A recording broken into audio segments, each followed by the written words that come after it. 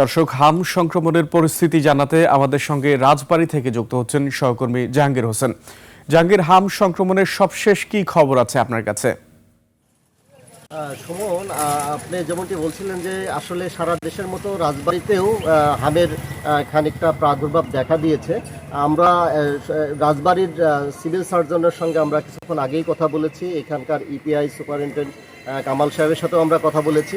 ওনারা যেটা জানিয়েছেন যে গত 24 ঘন্টায় এই রাজবাড়ীতে 15 জন রুগীকে তারা চিকিৎসা সেবা দিয়েছেন। এর মধ্যে 4 জন আসলে রাজবাড়ী সদর হাসপাতালে ভর্তি আছে এবং আমাদের রাজবাড়ী জেলার 5টি উপজেলার যে বিভিন্ন উপজেলা কমপ্লেক্স রয়েছে সেখানেও কিন্তু কিছু শিশুদের চিকিৎসা দেওয়া হয়েছে। আমি ইপিআই সুপারিনটেন্ডেন্টের সাথে উনি যেটা আমাকে বলেছেন যে আগামী মে মাসের 5 তারিখ থেকে এখানে হাম টিকার ক্যাম্পেইনটা শুরু হবে। তাছাড়া প্রতিদিনই কিন্তু তারা হামের টিকা দিচ্ছেন। আমি জানতে চেয়েছিলাম যে কেন এই প্রাদুর্ভাবটা বৃদ্ধি পেয়েছে এবং কী কারণে আসলে এটা হচ্ছে। উনি যেটা বললেন যে আসলে হামের টিকাটা 9 মাস বয়স থেকে আসলে শিশুদের দেওয়া হয়, কিন্তু